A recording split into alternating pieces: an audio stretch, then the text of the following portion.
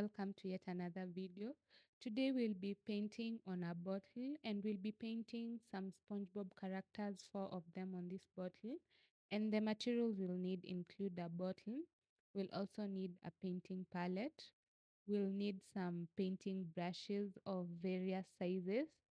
We'll also need a sponge and we'll also need some water, of course, for when we change our colors, our paint.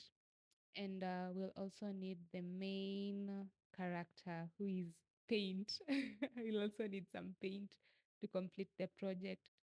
And the first step of our project is painting our bottle black. And we'll apply two coats of black. The first one we'll use a paintbrush, and the second one we'll use a sponge. So I'll go on and complete this stage, and I'll see you when I'm done so that we can continue to the next step.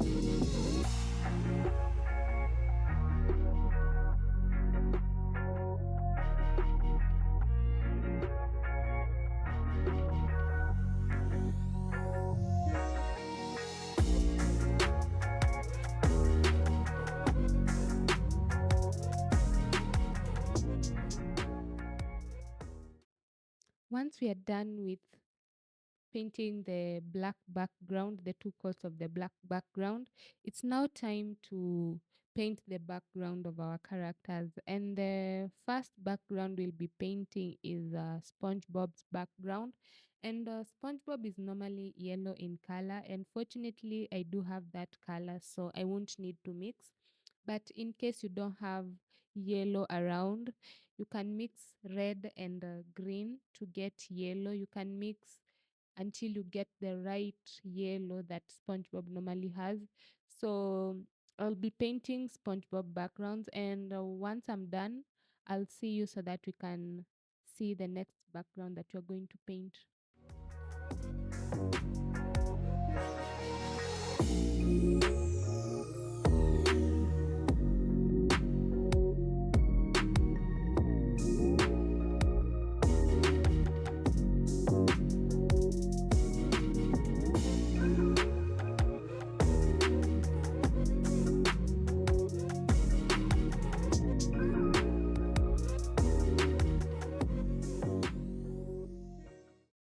And the second background that we'll be painting is Sandy's.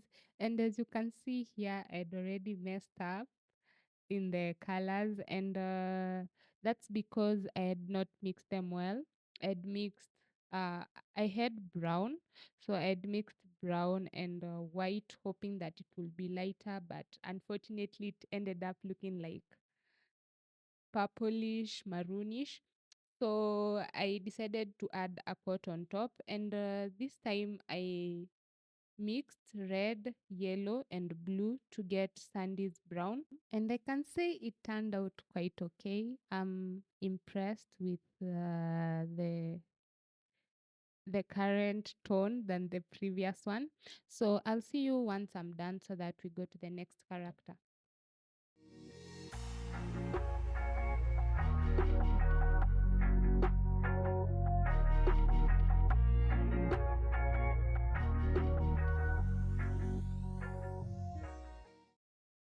The next character is Patrick, and for Patrick's pink, we'll be mixing white and red so until we get the best consistency that reflects Patrick's color.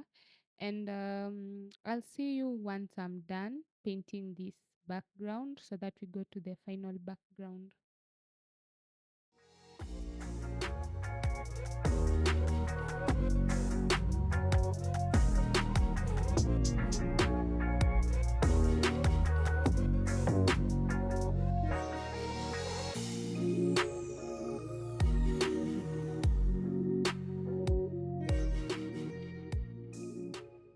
So, guys, unfortunately, I forgot to record when painting Squidward's background.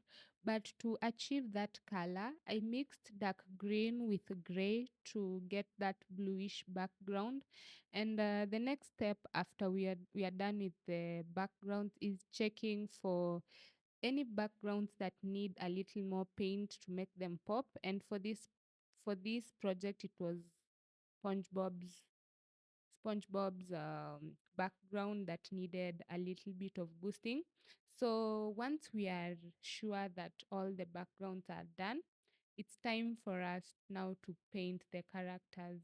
And I'll see you once I'm done with everything so that we review the final product and I tell you some of the things that I struggled with. So until then, enjoy.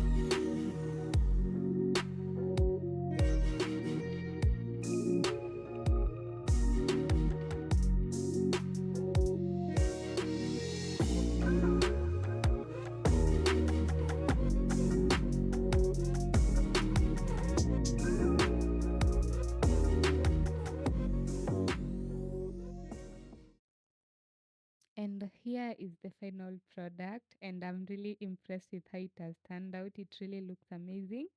And you might be fooled to think that this project was easy, right? Well, when starting, I assumed it would be an easy project because these are characters I'm used to and they don't have many details. But when it came to the real painting, is when I realized, damn. So here is my list of the most difficult to the least difficult based on my experience. The most difficult was SpongeBob, followed by Sandy, then Patrick, and Squidward was the easiest to draw. Maybe because he was just frowning. I don't know. But I really enjoyed this whole experience. And you tell me what you think about it. And if you decide to do the same thing, you can tag me and let me know. And follow me on Instagram and TikTok at the Crafts Addicts, Crafts with a K. And I'm really glad that you could tune in until the end. I appreciate you taking your time. And until the next video, peace and love. And remember, true happiness is when you are your biggest fan.